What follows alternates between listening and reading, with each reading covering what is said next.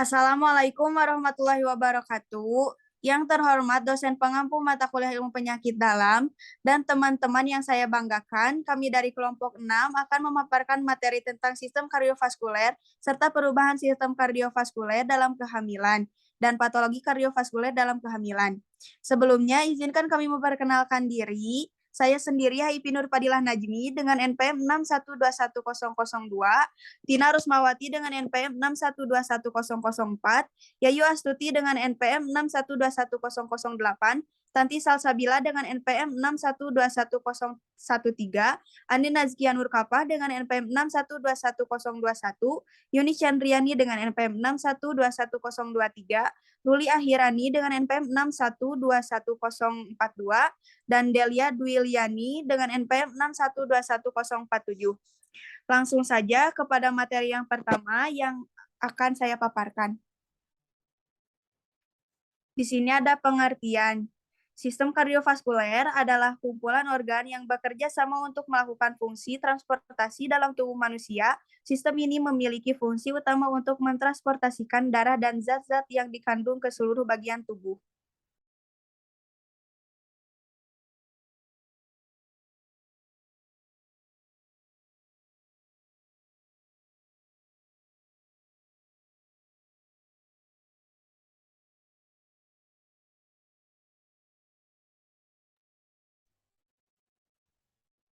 Sistem kardiovaskuler merupakan sistem tertutup. Artinya, darah yang ditransformasikan akan berada di dalam jantung dan pembuluh darah tidak dialirkan keluar pembuluh darah. Berdasarkan arah aliran darah, maka pembuluh darah dapat dikelompokkan menjadi dua. Pertama adalah pembuluh darah yang meninggalkan jantung atau arteri dan pembuluh darah yang menuju jantung atau vena. Berdasarkan ukuran penampangnya, diameter, maka pembuluh darah atau arteri dan vena dapat dikelompokkan menjadi pembuluh darah besar, sedang, dan kecil.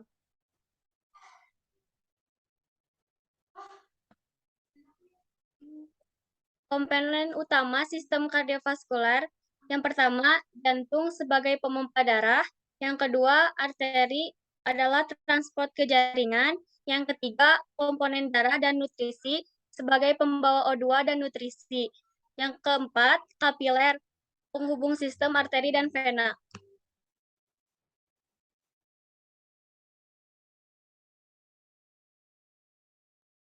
Yang ketiga, kelainan sistem kardiovaskular. Di sini ada faktor risiko dan tanda-tanda. Yang pertama, faktor risiko yaitu obesitas, riwayat anggota keluarga yang memiliki penyakit jantung, terutama miokarditis atau peradangan otot jantung, kekurangan nutrisi sebelum dan saat hamil, konsumsi alkohol berlebih, ada lebih dari satu janin dalam kandungan, hamil saat berusia lebih dari 30 tahun.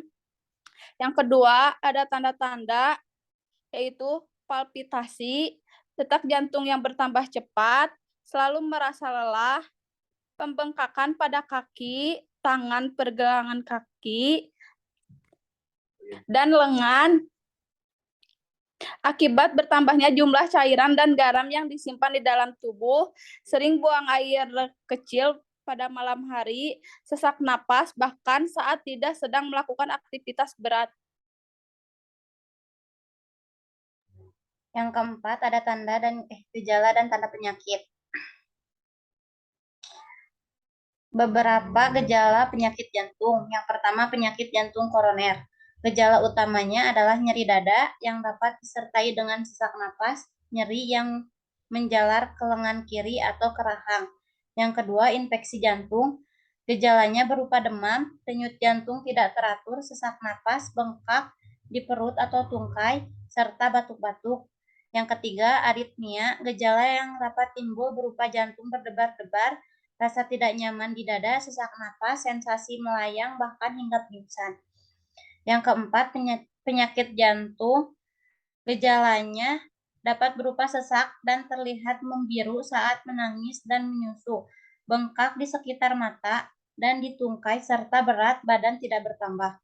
Yang kelima, gagal jantung, gejalanya berupa sesak napas yang makin berat saat beraktivitas, sesak napas yang makin berat saat berbaring, tungkai bengkak, dan perut membesar.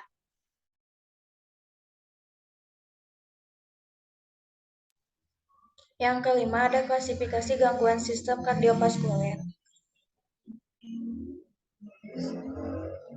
Kelas 1, tidak ada keterbatasan pada aktivitas fisik. Yang kedua, tidak ada gejala dengan aktivitas biasa. Kelas 2, sedikit keterbatasan pada aktivitas fisik. Aktivitas biasa menyebabkan timbulnya gejala. Kelas 3, keterbatasan nyata pada aktivitas fisik. Aktivitas dengan intensitas kurang dari biasa dapat menimbulkan gejala asimptomatik saat istirahat. Kelas keempat, ketidakmampuan untuk melakukan aktivitas fisik apapun tanpa ketidaknyamanan, gejala timbul saat istirahat.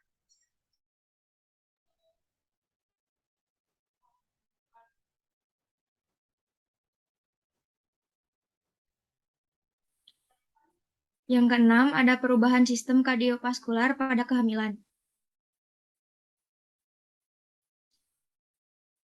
Yang pertama ada perubahan fisiologis, perubahan hemodinamik, distribusi aliran darah, perubahan hemodinamik dengan exercise.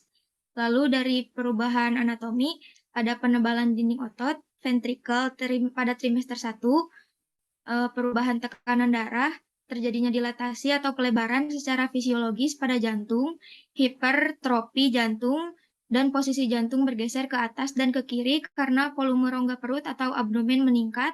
Dan yang terakhir ada pada fonokardiogram terdapat splitting atau bunyi jantung tambahan, murmur sistolik, dan murmur diastolik.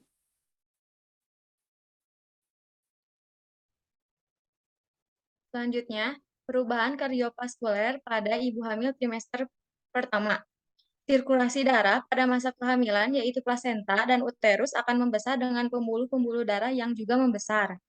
Volume plasma maternal meningkat pada 10 minggu usia kehamilan dan terus meningkat hingga mencapai puncaknya pada 30-34 minggu.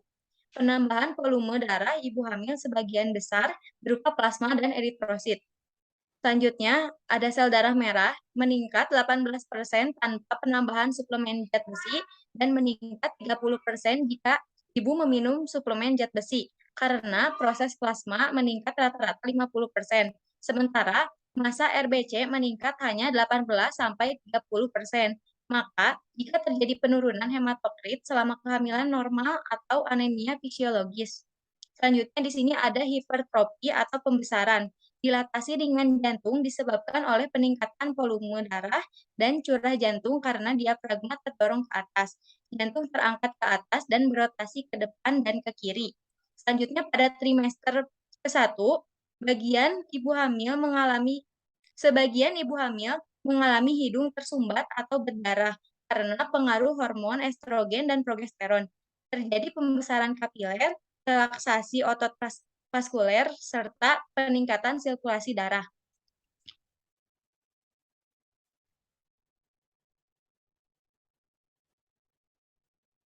Yang kedua ada perubahan kardiovaskuler pada ibu hamil trimester kedua. Pada kehamilan 16 minggu, mulai jelas kelihatan terjadi proses hemodilusi.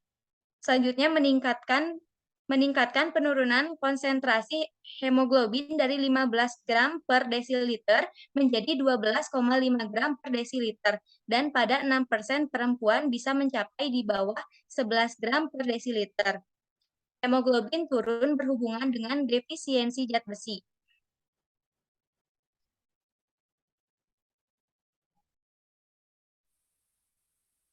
Kemudian ada perubahan kardiovaskular pada ibu hamil trimester 1.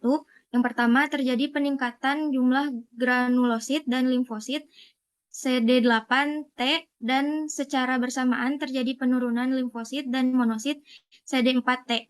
Terjadi penekanan pada aorta akibat pembesaran uterus akan mengurangi cairan aliran darah uteroplasenta ke ginjal. Untuk selanjutnya ada patologi kardiovaskuler dalam kehamilan.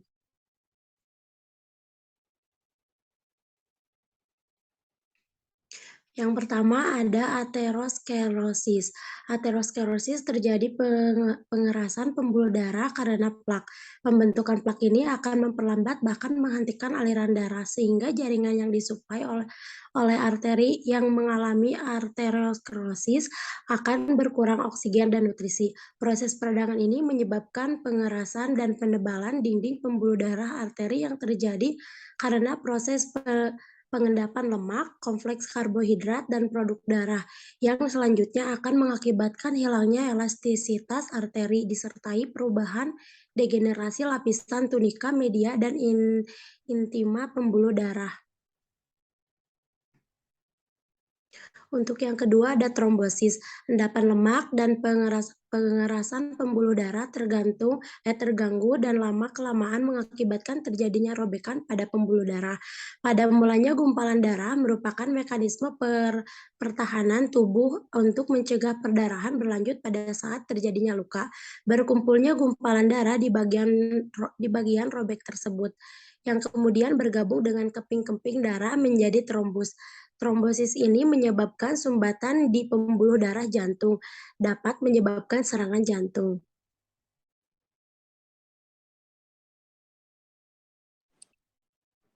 Demikian presentasi dari kelompok 6. Mohon maaf atas kekurangannya dan terima kasih untuk perhatiannya. Wassalamualaikum warahmatullahi wabarakatuh.